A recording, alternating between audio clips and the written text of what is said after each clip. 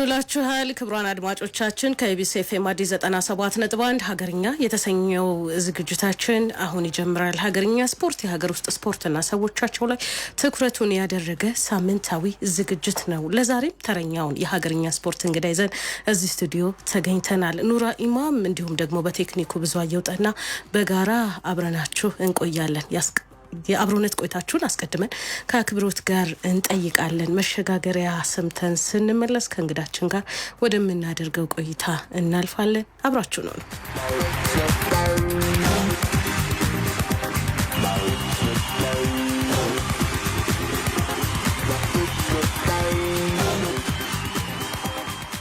የዛሬው እንግዳችን የኢትዮጵያ ብሔራዊ ቡድን የቀድሞ አጥቂ እንዲሁም ደግሞ በተለያዩ ክለቦች የተጫወተው አንዱዓለም ንጉሴ ወይም ብዙዎች በሚያውቁት አቤጋ በሚለው ስሙ የሚጠሩት እንግዳችን ነው። ትውልድና እድገቱ በአሰላ ቀበሌ 06 ነው። ከኢትዮጵያ ብሔራዊ ቡድን ጋር የሴካፋ ዋንጫን 2 ጊዜ አንስቷል። ከቅዱስ ጊዮርጊስ ጋር በተደጋጋሚ ሻምፒዮን ሆኗል። በሙገር፣ ሰበታ፣ ሐዋሳ፣ ሲዳማ ቡና፣ ወላይታ ዲቻና ወልዲያ ተጫውቷል። በፕሪሚየር ሊጉ በተለያዩ ጊዜያት ያገለገላቸውን ክለቦች ጨምሮ በኢትዮጵያ እግር ኳስ ውስጥ 18 ዓመታትን አሳልፈዋል። አንዱዓለም ንጉሴ ወይም አቤጋ ጥሪያችንን አክብረህ እዚህ ስቱዲዮ ስለተገኘ በቅድሚያ እጅግ አድርገን እናመሰግናለን። እንኳን ደህና መጣ። እንኳን ደህና ቆያችሁ። አንዱዓለም አሁን የት ነው በሚል እንጀምር። ለብዙ እንግዶቻችን በተለይ እንደው ከስፖርቱ ከብዙ የስፖርቱ ቤተሰብ አይን ጠፋ ላሉ እንግዶቻችን የምናቀርበው የመጀመሪያ ጥያቄ የት ነው ያላችሁት የሚል ነው። ይህንኑ ጥያቄ ለአንተም ላርገውና አንዱዓለም የትና ምን ላይ ነው የሚለውን እናስቀድም። አሁን ያለሁት እዚሁ አዲስ አበባ ነው የምኖረው። ወይራ ሰፈር ይባላል። እዛ ነው የምኖረው ብዙ አመት። አሁን ላይ ደግሞ የፋስትራኩን ኮችነት ከወሰድኩ በኋላ እድሉ ኤዲዋይ ፕሮጀክት ውስጥ 13 አመት በታች ልጆች ይዤ እዛ በማሰራ ላይ ይገኛለሁ። እንደው አንዱዓለም መነሻ ሙገር ሲሚንቶ ነው።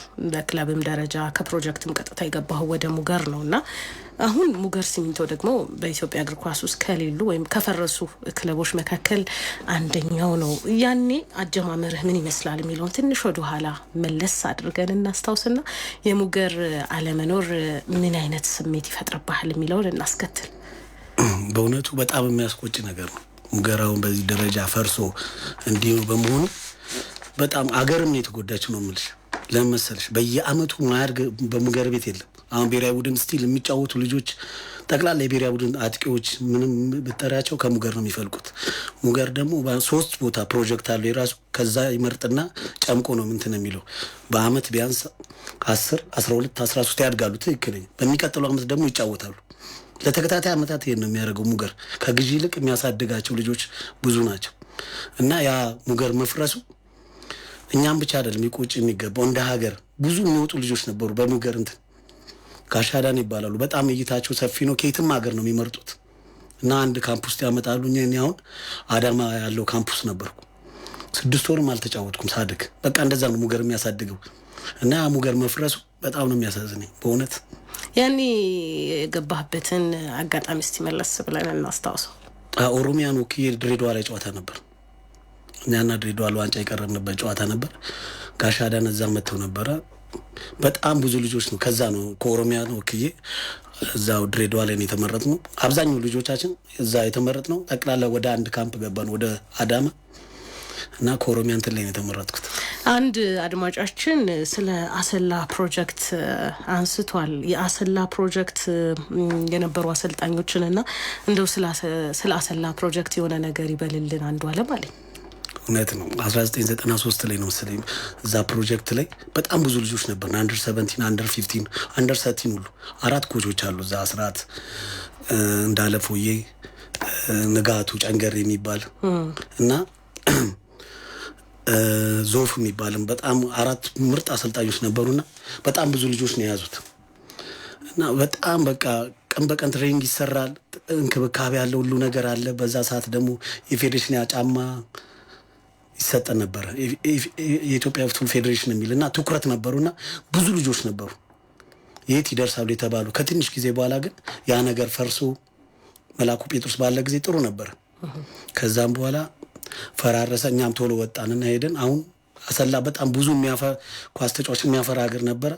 እንደዛም ብዛም አይደለም። አሁን ትንሽ ልጆች ብቻ ናቸው የሚወጡት ካሰላው። የሙገር ቤት ቆይታ አገባብህን በተወሰነ መልኩ አንስተሃል። ግን ከሙገር ወደ ቅዱስ ጊዮርጊስ የገባህበት መንገድ ደግሞ ለየት ያለ እንደነበር አስታውሳለሁ።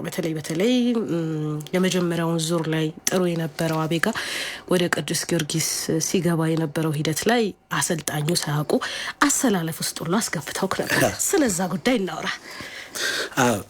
እኔም ራሴ አላወቅኩም ነበር፣ ግን የሆነ ወሬ ምናምን ነበርና እንደ ማታ ወደ አምቦል እንዴት ነው ሌሊት ተነስተን ማታ ላይ ስልክ ተደወለልኝ። ሳነሳው እንደዚህ ነው ከጊዮርጊስ ነው። ያንን ጨዋታ ከተጫወትኩ ሁለተኛው ዙር አንዱን ከተጫወትኩ የአመትን ወደ እንትን አልልም መዘዋወራችን ነበር። ማታ ላይ ሲደወልልኝ እኔም ሻንጣዬን ይዤ ምን ብዬ የምፈልገው ክለብ ነው፣ ሁሉም ተጫዋቾች የሚመኙት ክለብ ነውና ምንም ዝም ብሎ ሰው እኮ ነው የደወለኝ። ግን በቃ ተሸክሚ ሻንጣዬን ይዤ ወጣሁ። ሌላ ቦታ አደርኩ። ምን ነበር ያለህ ማለት በዛ ሰዓት የነበረው ልውውጥ? መቼስ ክለብ መቀየር ከባድ ውሳኔ ነው። ያውም ደግሞ ጥሩ እንቅስቃሴ ላይ ነበርክ፣ ዝውውር ሊዘጋ ነው። እንዲህ አይነት ሁኔታዎች ላይ ያንን ውሳኔ መወሰን ከባድ ይመስለኛል። ለምን ነበር ምልልስ ውስጥ በደንብ እናወራው? እንደዚህ ይሆናል ብዬ አላሰብኩም ነበር። አሁን እንደ ነገ አምቦ ሂጄ በቃ እርግጠኛ ነኝ እጫወታለሁ ብዬ አስቤ ያ ስልክ ሲደወል ከጊዮርጊስ ነው እንደዚህ ነው ስባል ምንም አላቅመመው። ያው ደፋርም ነኝ እውነቴን ነው። ከዛ ያው አብዛኛው ጊዮርጊስ መጫወት ስለሚፈልግ ያ ነገር ሲመጣልኝ ቶሎ መወሰን ነበረብኝ። ሻንጣዬን ይዤ ወጣሁ። ጠዋት ላይ ሰርቪስ ውስጥ ገቡ። ሰው ነቢሻው ለብቻው ነው የሄደው ወደ አምቦ። ከዛ አምቦ ላይ ሄደው ምንም አልሰበ ወዲያው ነው የምንጫወተውና አስተላለፍ ሲያወጣ አቤጋ እኮ ቀርቷል አሉት። ጽፎ ነበር ዛሬ ለእኔ ቢነግረኝ ራሴ ሄድ ነው ብለው ለምንድን ነው የማይነግረኝ ያለው እንጂ እና ያንን ክለቡ ግን የነበረው ምላሽ ምን ነበር? ሙገር በሰዓቱ አይ ደስተኛ ናቸው። ለምን መሰለሽ ለእኔ ጥሩ አመለካከት አላቸው ሁሉም። እንደውም በጊዮርጊስ ብቻ እንድቀር አይደለም ሀገርም ወጥቼ እንድጫወት የሚፈልጉ ነበሩ። እና ያ የሚከፈለውን ነገር ይክፈልና ይጨርስና በቃ ለቀዋልን አሉ። በአንድ ቀን ውስጥ ሁሉን ነገር ጊዮርጊስ ጨረሰና በሚቀጥለው ወደ ጊዮርጊስ ገባሁ። 30 ሺህ ብር ነበር አይደል? የእንትን ውል ማፍረሻ 40 ምናምን ሺህ ብር ወጥቷል። ለአንተ የግል 30 ለክለቡ ማፍረሻ 40 ሺህ ብር ለፌዴሬሽንና ለክለቡ የሚከፈል በሰዓቱ ከፍተኛ ገንዘብ ነው። ምን ነበር ግን ያረክበት? ከፍተኛ ክፍያ ነው በዛ ጊዜ 30 ሺህ ብር ለአንድ ተጫዋች። ከዛ ደግሞ ትልቅ ክለብ ለፈረመ ተጫዋች ዋጋው ትልቅ ነው። ስለዚህ እሱን ማወቅ እንፈልጋለን። ምንም አላረኩ ተቀምጦ ባይ ፈረምኩኝና እንደውም ብዙ ወር ምናምን እኮ አልጠየቅኩም። ማለትም እኔ ወደ ብሔራዊ ቡድን ገብቼ ነበረ። ብሔራዊ ቡድን ሄጄ ምናምን ከመጣሁ በኋላ ቆይቶ ነው የተሰጠኝ። እንደውም ዶላር ምናምን ካገኘሁ በኋላ ነው የተሰጠኝ እንጂ ወዲያው አልተሰጠኝም። ያው እኔም አልጠየቅኩም። ያው እንደዚህ ነው ፊርማ ትባያለሽ ጊዮርጊስ ቤት ትተሽኝ ነው በሰጡኝ ሰዓት ያው የራስሽ ገንዘብ ይሰጡሻል። እሺ እንግዲህ ወደ አድማጮቻችን ጥያቄ ነው አሁንም የምሻገረው። ቅዱስ ጊዮርጊስ በአንተ ቤተሰብ እንዴት ይገለጻል የሚል ሀብታሙ ጥያቄ አቅርበዋል እና እሱን ጥያቄ የጊዮርጊስ መግቢያህን በዚህ መልኩ ካነሳን አያይዘን ብንጨምርበት። እውነት ነው። እኔ ቤታም ሁሉም የጊዮርጊስ ደጋፊዎች ናቸው። ማለትም ሚስቴ ቀንደኛ ደጋፊ ናት። ጊዮርጊስ ካለው የትም የምትገባ ናት። እና ልጆችም ያው ያ ነገር እንትን ብሎባቸው እኔ እንጃ ያ ሁሉ መዝሙራ ሁሉም ይችሉታል። እኔ አልችልም እኮ የነሱ ጊዮርጊስ ካለው እሷ አትቀርም። ሁሌ ታያለች ሜዳ እና እኛ ቤት ልደትም ሲከበር የጊዮርጊስ መዝሙር ነው የሚዘመረው። ምንም የጊዮርጊስ መዝሙር ነው የሚዘመረውና እኛ ቤት ያው ጊዮርጊስ ባይል ነው የሚወደደው። አሁን ግን ያለውን ወቅታዊ ሁኔታ ትከታተላለህ አይደል? ምንድን ነው ማለት አሁን ለምሳሌ ቀደም ሲል የገለጽከው የጊዮርጊስ ማንነት አለ እንዳሳለፈ ወይም እዛ ተጫውቶ እንደነበረ ሰው። አሁን ደግሞ ከጊዮርጊስ ጋር በተያያዘ ምን ሰማቸው ነገሮች አሉ። የፋይናንስ ችግር ጥላ ካጠላባቸው ክለቦች መካከል አንደኛው ነው።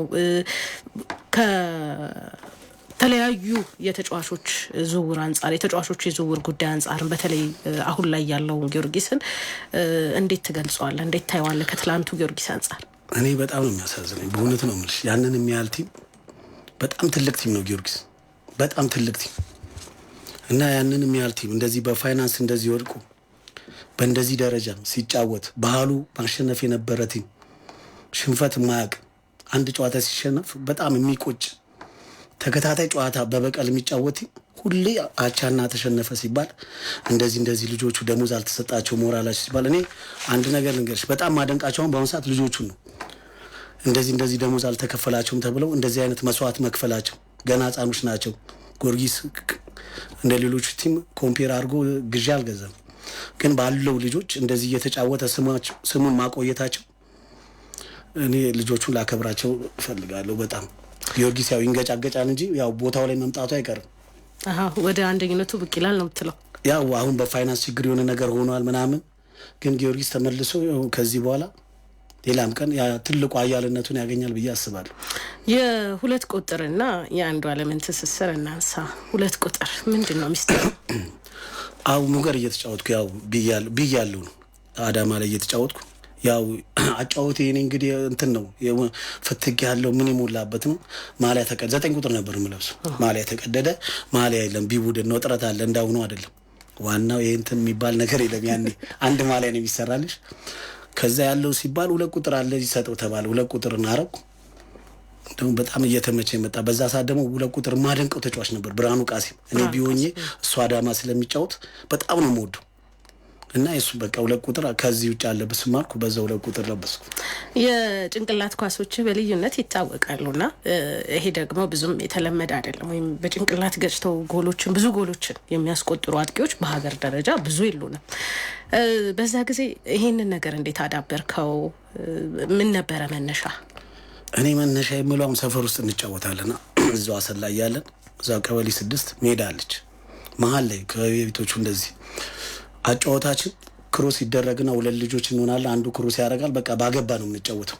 ሁሌ እንደዚህ ነውና ረጅም ይሁን ምንም ይሁን ብዙ ጊዜ ነው የነበርኩ እንደዚህ ማድረገውና ያ ነገር እንትን ብሎኛል። በጣም ስለምዘልም ያ ነገር ሁሌ ትሬኒንግ የምናደርገው ነገር አዳብሮልኛል ብዬ ነው ማስበው። ለዚህ ፍርሃቱ ግን የለህም? አንዳንዴ ጉዳቶች ይኖራሉ። ያው በእኛ እግር ኳስ ብዙ የምናውቃቸው ችግሮች አሉ አይደል? ግን ፍርሃቱ እንደው ስጋቱ መጥቶብህ አያውቅም?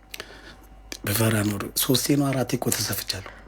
ይሄው ይሉ ተቀዳደዋል። በሄዲንግ ከበረኛ ጋር እየተጋጨው ምናምንና ምንም ፍርሃት የለብኝም ሄዲንግ ላይ። እንደው በኢትዮጵያ እግር ኳስ ውስጥ ከኢትዮጵያ ብሔራዊ ቡድን ጋር ዋንጫ አንስተሃል። በ3 አጋጣሚዎች ቡድኑ ዋንጫ በበላባቸው የወጣቶቹን የዛንዚባሩን ጨምሮ ዋንጫ በበላባቸው አጋጣሚዎች አንዱ ዓለም ጎል አስቆጥራል። ይሄ ማለት እንግዲህ ለኢትዮጵያ ብሔራዊ ቡድን መጫወት ሀገርን መወከል ያለውን ትርጉም ሊያስረዱ ከሚችሉ ሰዎች መካከል አንዱ አንተ ነህ ብዬ አስባለሁ። ግን በአንተ አንደበት ይገለጽና ለኢትዮጵያ ብሔራዊ ቡድን መጫወት ምንድን ነው ትርጉሙ?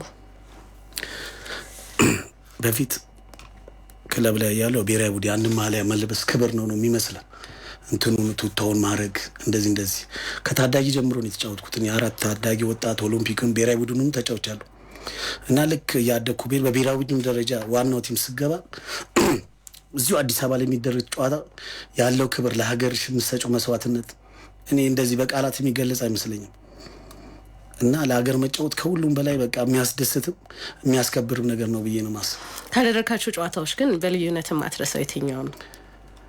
እዚህ 97 በልተን እዛ 98 ላይ ሩዋንዳ ላይ በኔ ጎል ያሸነፍናት እሷ ለኔ ምርጧ ናት። ያው ከሩዋንዳ ጋር የደረሰ ሀገራቸው ነው። በጣም ብዙ ደጋፊዎች አላቸው፣ ብዙ ህዝብ ያላቸው። እዛ ፊትኛ አሸንፈን መውጣታችን ሩዋንዳ በቃ ለኔ ልዩ ነው። እንደው የኢትዮጵያ ብሔራዊ ቡድንን ጉዳይ ስናነሳ አሁን ላይ ያለው የኢትዮጵያ ብሔራዊ ቡድን ከውጤት ርቋል። ምንድነው መደረግ ያለበት ብለህ ታምናለህ? ብሔራዊ ቡድን ውጤታማስ እንዲሆን ምን ስራዎች ይጠብቁናል? ያው እኔ የምለው ይሄ ነገር ብሔራዊ ቡድን ላይ ከመድረሳችን በፊት ክለብ ላይ ነው መሰራት ያለበት። ክለብ ላይ በትክክለኛው ከአንደር 13 ከአንደር 15 ጀምሮ ትክክለኛ መረጃ ያላቸው ልጆች ተይዘው ወጥ የሆነ ስራ ነው መሰራት ያለበት። ብዙ ጊዜ ይጀምርና ትንሽ ከተጀመረ በኋላ ይጠፋል። ይሄ ነገር ወደ ሌላ ነገር ይገባልና ይሄ ነገር ትኩረት ተደርጎበት ከልጅነታቸው ጀምሮ ሁሉም ሰርቶ ቢመጣ ብሔራዊ ቡድን የማይለወጥበት ነገር የለም። የሁሉ ህዝብ ይዘን አንድ ብሔራዊ ቡድን የተሻለ ማብቃት አያቅተንም ብዬ ነው ማስበው። ስለ ብሔራዊ ቡድን ሲነሳ እንግዲህ የቀድሞ ወይም በቀድሞ በእናንተ ጊዜ የነበረው የብሔራዊ ቡድን ሜዳ ላይ እንቅስቃሴና አሁን ባለው ሁኔታ እንደው በንጻሬ ከተከታተልከው አንጻር ምን ነገሮችን ታዘብክ? ምን ልዩነቶችን አሳየ? እኔ አሁን በፊት ብሔራዊ ቡድን ለመመረጥ የማታረጊው ነገር የለም፣ የማከፊው መስዋዕትነት የለም። ብሔራዊ ቡድን ያኔ ታይተሽ ፐርፎርማንስ ጥሩ ካልሆነ አትመረጭም እና ብዙ ነገር ነው የሚያደርጉት። በቃ ፐርፎርማንሳቸውን አቆይተው ብሔራዊ ቡድን ለመቆየት አሁን እንዳሁኑ 1 አመት ተጫውተው የሚወጣ አይደለም ያለው ብሔራዊ ወጥ 5-6 አመት ይጫወታሉ ራሳቸውን ጠብቀው ብሔራዊ ቡድን። አሁን ግን እኔ የታዘብኩት ነገር መመረጥ እንኳን የማይፈልጉ ልጆች አሉ። አቅም እያላቸው እንዲጣሙኛል ብለው የሚቀሩ ሁሉ አሉ ከብሔራዊ ቡድን። በእውነት ይሄ አስነዋሪ ነው እና ያለው ፍላጎት የቀነሰ ይመስለኛል በቃ ከበፊቶቹ። ምንም ብሔራዊ ቡድን ተመርጦ ምንም ክለብ ላይ መጫወት ነው የሚፈልጉት አብዛኞቹ እና ያ ነገር ነው የታዘብኩት። ሀገርኛ ስፖርትን ነው እያደመጣችሁ የምትገኙት። የመሸጋገሪያ ፋታ ወስደን ስንመለስ ወደ ቆይታችን እንመለሳለን። የአብሮነት ቆይታችሁ ከኛ ጋር እንዲሆን በአክብሮት እንጠይቃለን።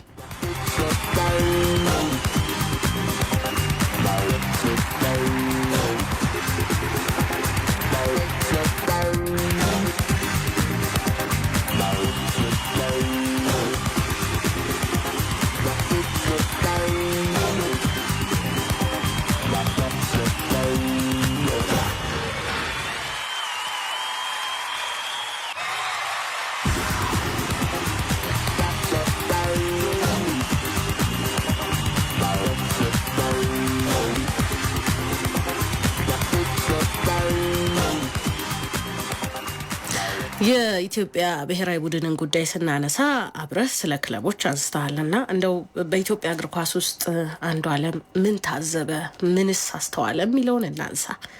ምንድን ነው ትዝብትህ? እንግዲህ በተጫወትክባቸው ዘመናት ውስጥ በኢትዮጵያ እግር ኳስ ውስጥ ይሄ ነገር ቢስተካከል፣ ይሄ ነገር በጣም አስከፊ ነው ወይም ጎጂ ነው ብለህ የምታስባቸው ነገሮች ይኖራሉ ብዬ አስባለሁና ትዝብትህን አጋራኝ። አሁን የምታዘበው ነገር በክለቦች ላይ አብዛኛው ጊዜ እንዳልኩሽ ነው፣ በልጆች አይሰራም። አሁን ብር ያለው አቅም ያለው ግዢ ነው የሚያደርገው ሁሉን ነገር። ግን ልጆች ላይ ቢሰራ፣ ፕሮጀክቶች ላይ ቢሰራ ለውጡ ለሁላችን ነው የሚሆነው እና አሁን አብዛኛው እኛ ሀገር ላይ ግዢ ላይ ነው ያሉት፣ ጠቅላላ ማሳደግ ላይ የለው እና ያን ነው ትዝብቴ የምለው። በርከት ያሉ ገጠመኞች ይኖረሃል ብዬ አስባለሁኝ። እንደውም አንዱዓለም ከለ ሳቅ አለ ይላሉ የቅርብ ጓደኞች። ምን እንደምታወራቸው እሱን እንግዲህ እነሱን በደንብ እንጠይቃለን፣ ግን ለእኛ እንድታወራን የምንፈልጋቸው ገጠመኞች አሉ። ስለዚህ ከገጠመኞች ውስጥ አካፍለን። ብዙ ገጠመኞች ይኖረኛል። በተለይ በብሔራዊ ቡድን ደረጃ ሆነን ከሀገር ስንወጣ ነው። አንዴ ላይቤሪያ ሄድን። ላይቤሪያ በምንሄድበት ሰዓት ልክ ላይቤሪያ ስንደርስ ጦርነቱ ተጀምሯል። እኛ ገብተናል። በቃ ያለን አማራጭ ወደ ሆቴል ሄድን። ሆቴል ስንገባ የሚያውን እንደ ፕሮፌሽናል እንደ ትላልቅ ተጫዋች ነው። ሰፈር ውስጥ ያሉ ሰዎች በቃ ጦርነቱ ይነሳ እንመጣለን፣ ያው ፕሮፌሽናል አድርገው ነው የሚያዩት። በጣም በዶላር የሚከፈለን እንደዚህ መስለናቸው እና ጦርነቱ እዛው ተጀመረ። እኛም አንዱ ለቀን ካደርን በኋላ በቃ በጣም እንትን አለ ጦርነቱ። ሰብስቤ ባስና አስራት ኃይሌ ነበሩ እና በቃ እዚህ አሜሪካ ኤምባሲ አለ፣ እዛ ሄደን እንትን እንበል እኛን ይቀበሉናል በእንደዚህ ጉዳይ ስለመጣን ተባለ። ሄድን፣ አስራትን ጠየቅነው። በቃ አባረረን። እሱ ምን አለ፣ እንዴ ኢትዮጵያ አይደላችሁ እንዴ? ምንድን ነው የሚያስፈራችሁ? ሚስት የለ ልጆች የሉ፣ እኔ ሚስት ልጆች አለኝ፣ ምንድን ነው የምትፈሩት አለ።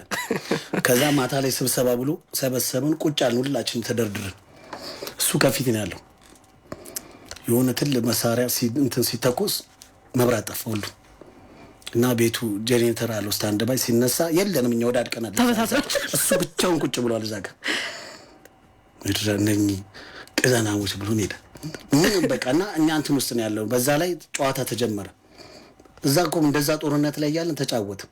1-0 ነው የተሸነፍነው እና እኔ በረኛውን አልፋለሁ ስል በረኛ ወጣብኝ። የሆነ ኳስ ዞር ብዬ አስራትን ነው የማየው። ትወጣለህ እገልሃለሁ ይለኛል። አሁን ትንሽ እየተጫወትኩ አንዱዓለም ሲለኝ ዞር ስል ትወጣለህ ነው እና ያን በእረፍት ስገባ እንዴት ልግባ እኔ አልገባም አልኩኝ። መልበሻ አሁን አስራት እንዴ ከዛ ናገባ አለኝና አሁን ሳታገባ ከወጣ ነው የምገልህ፣ አሁንም አንተ ነው የምትጫወተው አለኝ እና 1-0 ተሸነፈን መተን። እዚህ ግን 4 ሌላ ጊዜ አሸነፍን። ያን አረሰው በህይወቴ። አሁን እንደ ቀልድ አወራሁት እንጂ እዛ በጣም እንትን ላይ ነበር ፍርሃቱ ላይ።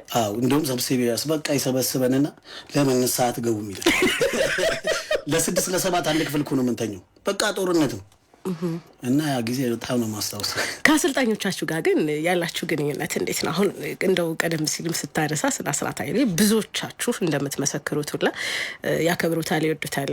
አስራት ኃይሌ በእርግጥም ያለው ስራ ያለው እግር ኳሱ ላይ የነበረው አሻራ ቀላል አልነበረም። ግን እንደው እንዳጠቃላይ ከአሰልጣኞቻችሁ ጋር የዛ ጊዜ የነበራችሁ ግንኙነት እንዴት ነው? አዎ የኛ አሰልጣኞች በጣም የምናከብራቸው እንደ አባት ነው፣ እንደ ልጅ ነው የሚያዩን፣ እንደ አሰልጣኝ አይደለም። አሁን ሰውነት ቢሻው አስራቴ እንደ ልጅ ነው የሚያዩሽ። አንዳንዴ እኮ ስንጫወት ለሰውነት ብለን ለምን አንጫወትም ሁሉ እንላለን። እና ቀረቤታቸው እንደ አባት ነው። ሲያሰሩ ግን በስነ ስርዓት እንድትሰሪ ስርዓትሽን ይዘሽ ሰዓት ካሳለፍሽ፣ ምግብ ቤት ላይ በሰዓቱ ካልተገኘሽ ከአስራት ጋር ጸብ ነው። ስለዚህ ሁሉም ቦታ ላይ ቀድመሽ መገኘት አለብሽ። በእናሱ ጊዜ አክብረሻቸው፣ እነሱም ያን ያለው ክብር የሚሰጡሽ። ከዛ በኋላ በቃ የአባትና የልጅ ጨዋታ ነው። በቃ ችግር የለውም። ብዙ ገጠመኞች ብዙ ታሪኮች እንደሚኖራቸው አስባለሁኝ እና በተለይ ግን እንደው የዛን ጊዜ ከነበረው ነገር አንጻር ከገንዘብ አያያዝ ጋር በተገናኘ ሁላ በደንብ ጣልቃ የሚገቡ ወይም ይህንን ገንዘብ እንዳታጠፉ የሚሉ አሰልጣኞች እንደነበሩ ሰምቻለሁ። አንተ ከዚህ ጋር የተገናኘ ገጠመኝ ወይም ደግሞ በዚህ መልኩ የምትቀራረበው አሰልጣኝ ማንን ነው? እኔ አሁን ሳድግ ሰውነት ቢሻው ነው የነበረውና ለመጀመሪያ ጊዜ 2000 ብር ነው ደሞዝ ተቀብዬ ነው እና እሱም ደሞዞች አብረን የወሰድነው እና እሱ ሄደ። ሳር ቤት ስለሆነ ቅርብ ነው ቤቱ፣ በእግሩ ነው የሚሄደው። እኛ ደሞዝ ተቀብለናል፣ ምግብ ሄደን ሌላ ቦታ በላ ምናምን እና ጠዋት ተገናኘን። ጠዋት ስንመጣ ሰበሰበንና እኔን ነው ስንት አጥፍተሃል አለኝ እና አይ እኔም ደግሞ ቀነስ አደረኩኝና አንድ 300 ብር አጠፋዋል። እዩልኛል እኔ 55 ሳንቲም ያጠፋሁት የታክሲ ያለ ነግሬ ሄጄ ያቺ ቦታ ላይ ስደርስ 55 ሳንቲም ከፍዬ ነው የሄድኩት፣ ዳገት ስለሆነች። በዚህ ደም 300 ካጠፋ ምን ልትሆን ነው አለኝ እና ያው ያላቸውን ብር እንዳታጠፊ እንድትባክኝም አይፈልጉም ነበር። በጣም ጥሩ ኮች ብቻ አይደለም እንደ አባት ነው የሚያዩሽ። ግን የተጫዋቾች ህይወት ጋር በተገናኘ በተለይ ከገንዘብ አያያዝ ጋር የሚነሱ ጉዳዮች አሉ፣ ካከፋፈል ስርዓት ጋርም የሚያዙ ነገሮች አሉ። በእናንተ ጊዜ የነበረው የእግር ኳሱ ክፍያና አሁን ያለውን በንጻሬ እንዴት ትገልጸዋለህ? እውነት ሰዎች ደግሞ ብዙ ጥያቄ ያነሳሉ አይደል? እግር ኳሱና የሚከፈለው የሚወጣበት ብር ተመሳሳይ አይደለም የሚሉ ሀሳቦች አሉ። አንተ እዚህ ላይ ምን ትላለህ? እኔ ምን ይልሽ አሁን በእኛም ዘመን አሁን 30 ሺህ ብር የፊርማ ተሰጥቶኝ በጣም ትልቅ ነው እንደዚህ ነው ምናምን ተብሏል። አዎ ሊሆን ይችላል። አሁን 2000 ብር ደሞዝ ነበር። አሁን አድጎ የኔ ብዙ ነው አሁን የሚከፈለው። ይሄን አልልሽ አይደለም ግን ስፖርቱ ላይ ስላልተሰራ ነው፣ ውጤታማ ስላልሆን ነው። ውጤታማ ብንሆን ኖሮ ገንዘቡ ከዚህ በላይ የሚያድግ ነበር። አሁን ውጤታማ ትንሽ ስላልሆነ ገንዘቡ ብዙ ነው እንደዚህ ነው ይባላል። እኔ ግን ያው ይሄን ነገር በውጤታማነት ውጤታማ ሆነ ከዚህ በላይ ገንዘቡ የሚያድግበትን ነገር ነው። አሁን ለኔ በኃይል ተከፍሎ አላልም፣ ግን እንደተከፈለው እንትን አልሆነም፣ ውጤት የለውም። ክፍያውና እንትኑ ውጤቱ አይገናኝም። እንደ ተጫዋች ግን ለዚህ ምክንያት ነው ብለህ የምታስበው ምንድን ነው? ምክንያቱም ሰዎች አሁን ይህንን ጥያቄ የሚያነሱት ውጤት ባለመኖሩ ነው። ውጤት ሲኖር በሽልማትም ደረጃ እኮ ከፍተኛ የሆነ ሽልማቶች ነበሩ አይደል?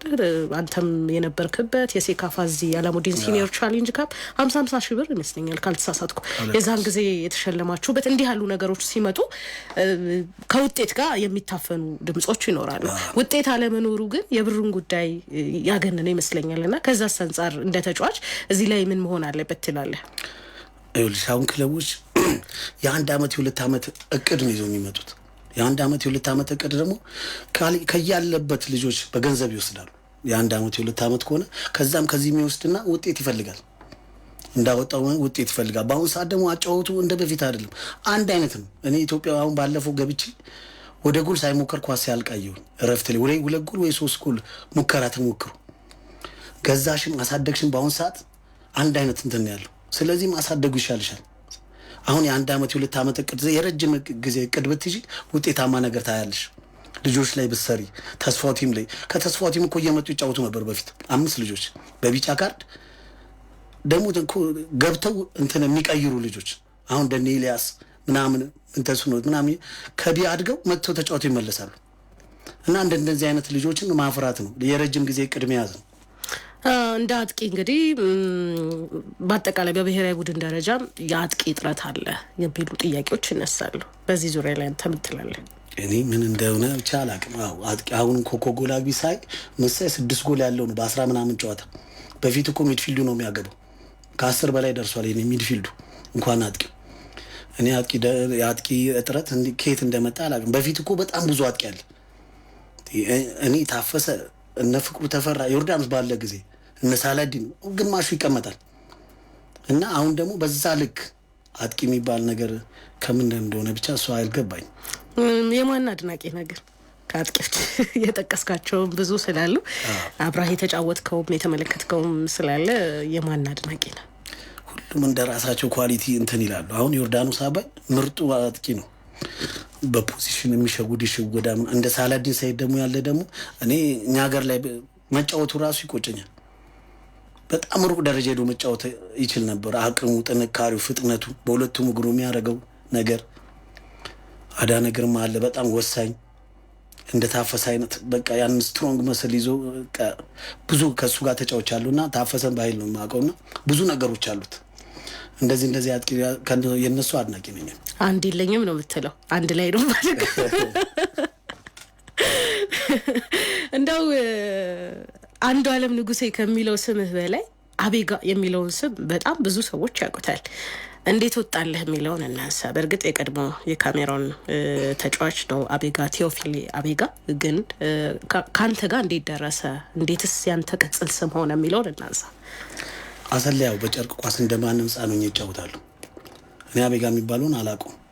አንድ ያጎቴ ልጅ አለ ቡጩ ነው የሚመስለው ቡጩ የሚባል ልጅ ህጻኑኝ አቤጋ አለኝ። ከዛ ህጻኑ በጨርቅ ኳስ በጣም በባዶ እግር ጎበዝ ነበርኩ። እንደውም በጣም ጎበዝ ነበርኩ እና ያ ስም አቤጋ የሚባለው ከዛ ነው የተነሳው። ግን አንድ 4 ዓመት 5 ካወቅኩት የካሜሮን ተጫዋች መሆኑ እንደዚህ በቃ አቤጋ የሚለው ከዛኛው ነው የመጣው። አሁን የመጨረሻዎቹ 5 ዓመታት ነው ወይስ ያኔ ከተጠቀምክበት? አሁን ያወቅኩት አቤጋ የሚባል ካሜሮናዊ ተጫዋች እንዳለ እንጂ በቃ ቅጽል ስሙን ተቀበል።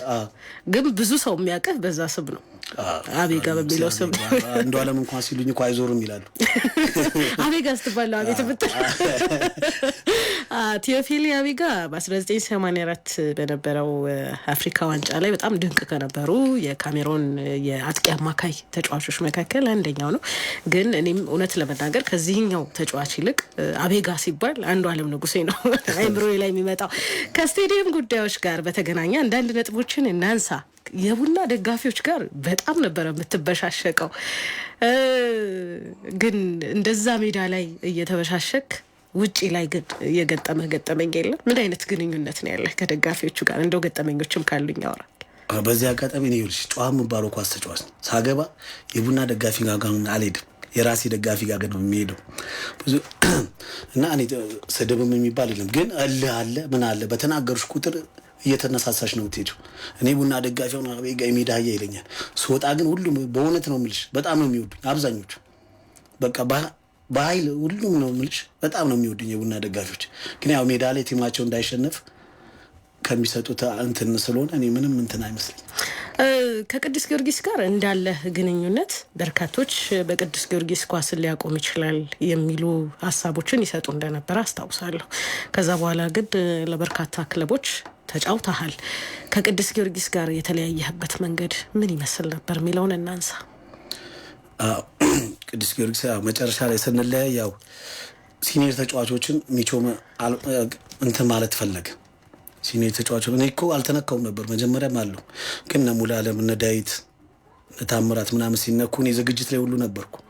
በመሀል ነው በቃ እሱንም ምናምን ብሎ ሲኒየር ተጫዋቾችን ጠቅላላ ቲም ከጨረሱ በኋላ ነው ጊዮርጊስም ሁሉም ቲም ጨርሷል እንትን ብለው። ከዛ በኋላ እኔ እንዲህ በቃ እንደዚህ መቀጠልም ይችል ነበር። የራሴ 1 ዓመት ሁሉ ነበርኝ እኮ። ግን ጊዮርጊስ ከነሱ ከመጣ ምንም ማድረግ አይቻልም ብዬ ወደ ሰበታ ገባ። ከዛ በኋላ በተጫወትክባቸው ክለቦች ውስጥ እንደው የነበረህን ቆይታ እንዴት ትገልጸዋለህ? በርከት ያሉ ክለቦች ተጫውተሃል። እንዴት ነበረ ቆይታ? እንደው ከቀድሞ ክለብ አንጻር አጠቃላይ ከሊጉ አንጻር እንዴት ትገመግባለህ ቆይታህን? በዛ ዘመን ይልሽ ያልተጫወትኩበት ክለብ የለም። ሰበታም ገብቼ እኮ ተመልሼ ወደ ጊዮርጊስ መጥቻለሁ። በአመቱ 3 ዓመት ሰበታ ፈረምኩና 1 ዓመት ከተጫወትኩ በኋላ ደጋፊዎች ፊርማ አሰባስበው ምን ብለው ወደ ጊዮርጊስ ተመልሻለሁ። እና ጊዮርጊስ ቤት ያለው እንክብካቤ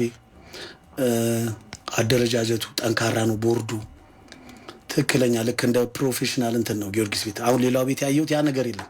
እኔ ኮሚቴ የሚባሉትም ስለ ኳስ አንዳንዴ በፊት ነው እውቀትም ያላቸው አይመስለኝም። ጊዮርጊስ ቤት ከነሱ ለየት የሚያደርገው ኳሱ ላይ ትኩረት ሰጥተውበታል ሁሉም። በፊት አቶ አብነት ከውጭ እንኳን ሲመጣ ጊዮርጊስን ሳላይማ ወደ ቤት ያልገባም ብሎ ይመጣል። ካምፕ አይቶ ምን ብሎ ነው የሚሄደው? ያን ያህል ፍቅር ነበረ ጊዮርጊስ ቤት ውስጥ እና ከሌላው ክለብ ጋር ስታነጻጽሪው የጊዮርጊስ በጣም የተለየ ነው። የኢትዮጵያውያን ተጫዋቾችን ጉዳይ እናንሳ። በርካቶች እንግዲህ ኢትዮጵያውያን ተጫዋቾች ክህሎት አላቸው፣ ችሎታ አላቸው የሚል ሀሳብ ያነሳሉ። በሌላ በኩል ግን ኢትዮጵያውያን ተጫዋቾች በየትኛው አካባቢ ወይም በየትኛው ቦታ የሚለውንም የሚያነሱ አሉ። አንተ ደግሞ አሰላ ሲባል እንግዲህ እንደውም ከሩጫው ጋር በጣም ግንኙነት ያላቸው ስፖርተኞች የሚወጡበት አካባቢ ነው። ከእግር ኳሱ ጋር ያለው ትስስር ጥሩ ነው። ግን እንደው እንደየአካባቢው እንደየችሎታው የኢትዮጵያውያን ተጫዋቾች በጥቅሉ ወይም በአንተ እይታ ምኑ ጋር ታስቀምጣቸዋል? ችሎታቸው እንዴት ባለ መልኩስ ይገለጻል? አሁን እኔ ዛንዚባር ሀገር ላይ ሄደን ስንጫወት ታዳጊ ብሔራዊ ቡድን የሆኑ ሰዎች አሉ ኳስ የሚያቅሰው የኢትዮጵያ ብሔራዊ ቡድን ሁሌ ጨዋታ ያለው ይላሉ። እንዴት ሲባል ብራዚሎች ናቸው የሚመስሉኝ። ብራዚል ራሱ እንደዚህ ኳስ የሚችሉ አይመስለኝም ነበር የሚሉት እና ያለን ክህሎት የኳስ ክህሎት በጣም ከፍተኛ ነው። በጣም ኳስ እንችላለን፣ ኳስ እናውቃለን። ግን የስራ እንትን የለንም፣ ሞራሉ የለንም፣ ለመስራት ፈቃደኞች አይደለንም። የፊትነስ ስራ የጥንካሬ ስራ አንሰራም ከነጭራሹ። በዛ ጊዜ እኮ ጂም ገብተን አናውቅም። ጂም የት እንደሆነ አናውቅም። በቃ እንሰራለን። ኳስ ላይ ብቻ ነበረ ትኩረታችን እና ከኳስ ውጪ ሲሆን ያን ያህልም ብዛም አይደለንም። ለመስራት ፍላጎትም ወኔውም የለንም። ያ ይመስለኛል። ልምምዶቹ ኳስ ነክ ብቻ ነበሩ ነው በአንተ በሰለጠንክባቸው? በአብዛኛው አይደለም። እኔ በሰለጠንኩባቸው እንዲህ የቅንትን ተራራን እኮ እንደ እንትን የሮጥ ነው እኮ እስኪ ያስመልሰን ስንት የሮጥ ነው። እሺ ፍላጎት የላ ከኳስ አሁን በአሁን ሰዓት ኳስ መጫወት ይፈልጋሉ። ምን ይፈልጋሉ? አሁን ዛሬ ጥንካሬ ስራ ነው እንደዚህ ነው ሲባል አመመኝ የሚሉ ነፍ ይኖራሉ። ከኳሱ ይልቅ ለእኛ የሚጠቅመን ያ ነበር። ከኳሱ ስትሮንግ መሆን አለብን፣ ፊት መሆን አለብን። ያ ነበር። ኳሱን እንችለዋለን። ግን ያን ስራ አሁን ጠንከር ብለን ብንሰራ የማንደርስበት ቦታ የለም። አሁን በቅርቡ እንግዲህ ከወራቶች በፊት በቅርቡ ብለው የመጨረሻው የስልጠና የፋስት ቢትራክ ስልጠና የመጨረሻውን ጊዜ ለማስታወስ ነው። ስልጠና ከወሰዱ ሰዎች መካከል አንደኛው አንተ ነህ። ወደ አሰልጣኝነት እየተንደረደርክ ነው። ምንድን ነው መነሻ ወደ አሰልጣኝነቱ ለመምጣት?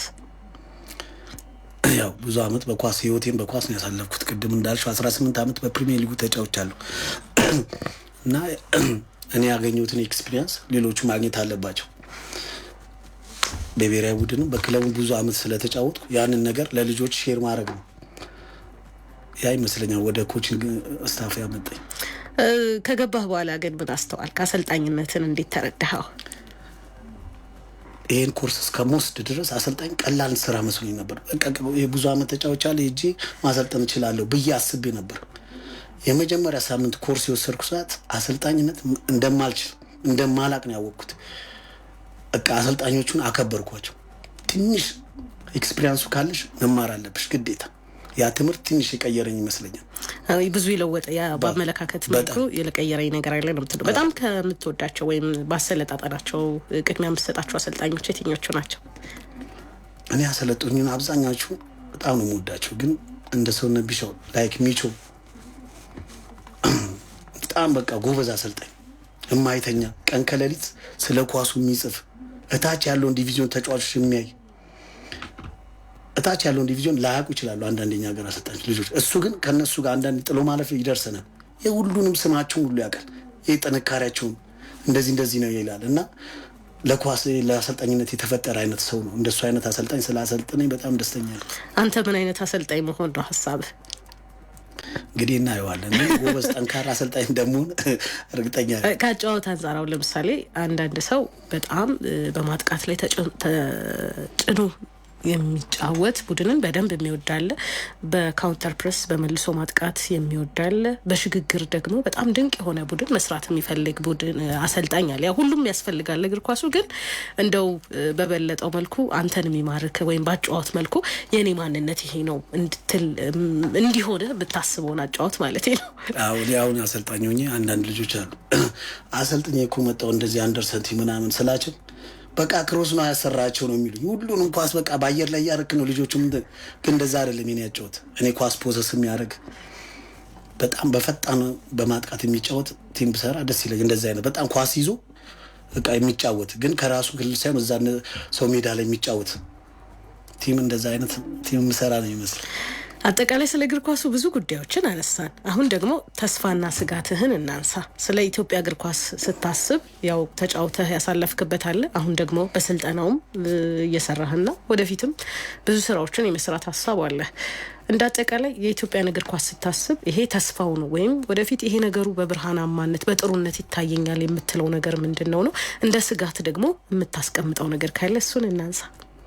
እንደ ስጋት ብዙም ነገር የለኝም፣ ግን ተስፋ ምለው አሁን ጥሩ ነገር መጥቷል። አሁን አንደር 17 ነኝ ልጆች አይቻሉ።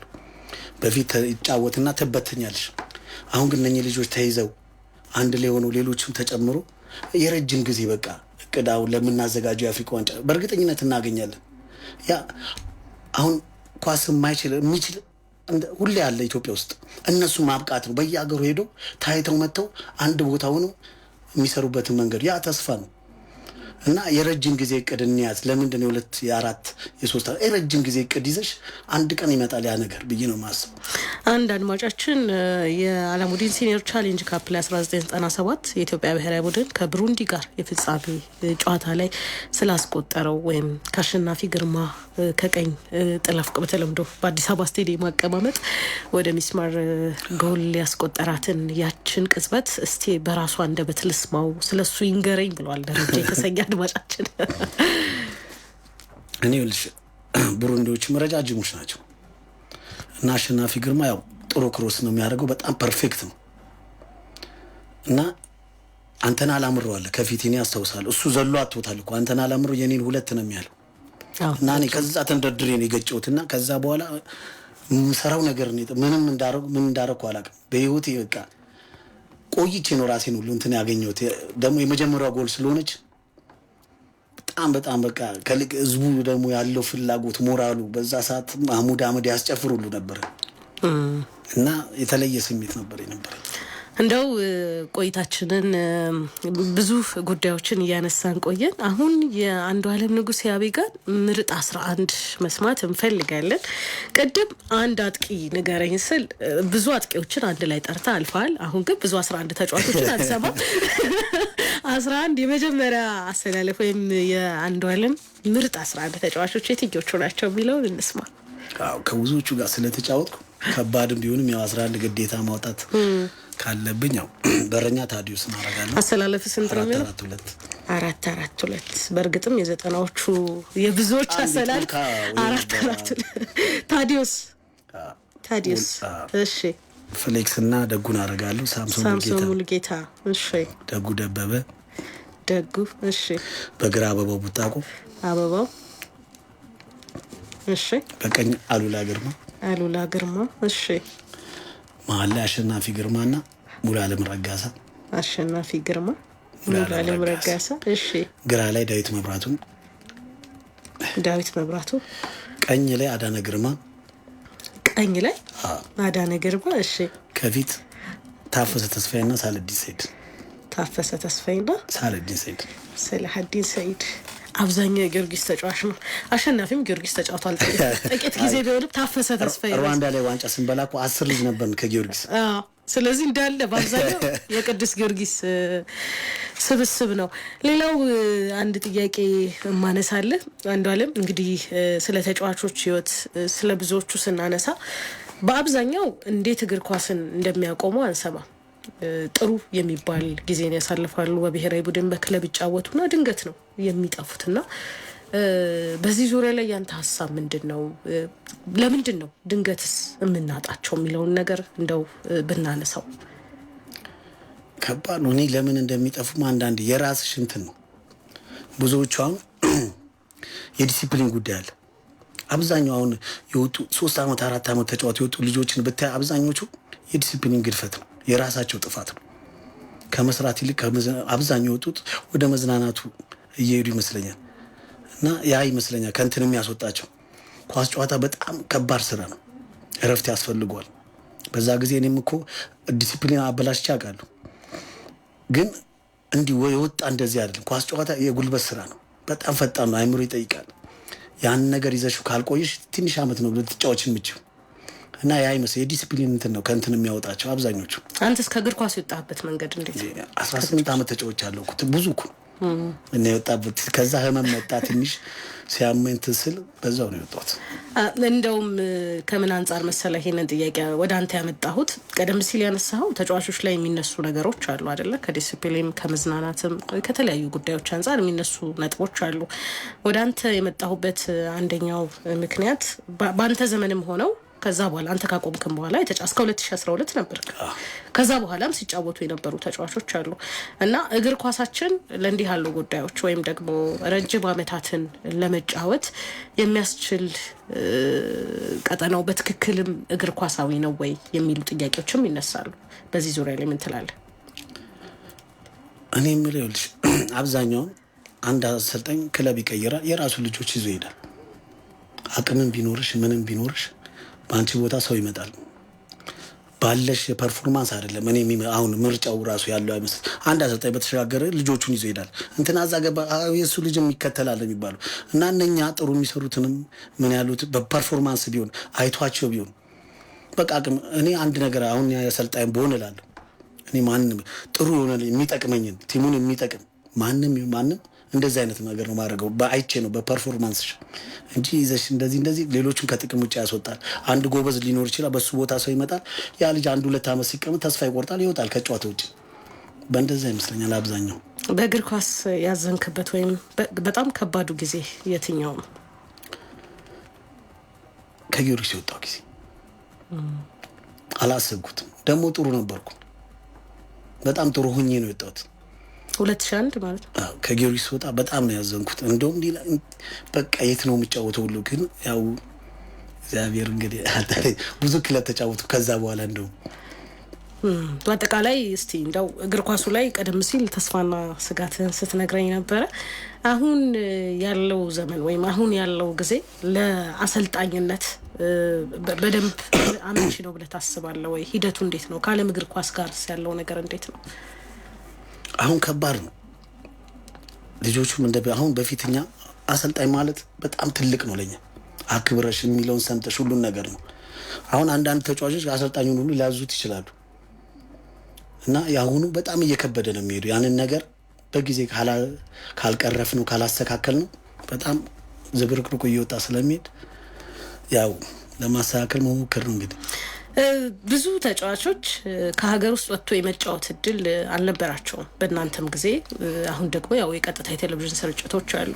በዛም ጊዜ ግን ወጥቶ ለመጫወት ችግሮቹ ወይም ደግሞ አስቸጋሪ የነበሩ መንገዶች ምን ናቸው? ምናልባት መማሪያ ከሆነ እሱን ብናነሳ። በዛን ጊዜ ልጅ እኛ ስንጫወት አሁን የቡሩንዲም የኬንያም የትም ሀገር ሄደው መሞከር ይችላሉ እነሱ። እኛ ሀገር ግን ማንም ቪዛ አይሰጥሽ። በፊት በጣም ጥሩ ግን ቤት በኩል ትወጫለሽ። ያንን ደግሞ እድሉን ለማግኘት ግዴታ ብሔራዊ ቡድን ወይ ጊዮርጊስ መጫወት አለብሽ፣ ያን ነገር ፕሮፌሽናል ሆነሽ ለመጫወት። አሁን ግን ብዙ ነገር የተመቻቸ ነገር አላቸው። ራስሽን ቪዲዮ ቀርጸሽ እኮ መላክ ትችያለሽ። በአሁኑ ሰዓት የአሁኑ እድል ከፍተኛ ነው። በፊት ምንም ነገር ሁሉ ነገር ዝግ ነበር። ወደ ሄደሽ ለመጫወት አንዱ በተወሰነ ደረጃ ብቻ ነው እንጂ ያለው ዝግ የነበረበት ጊዜ ነበር። አሁን ግን የተሻለ በጣም አሪፍ ብዙ ነገር ያለበት ጊዜ ነው። ቆይታችን ወደ መገባደዱ እየተቃረበ ይገኛል። እንግዲህ በርከት ያሉ ጉዳዮችን አንስተናል ብዬ አስባለሁኝ። ከባድ የጉዳት ጊዜ አሳልፈህ ታውቃለህ አይደለ?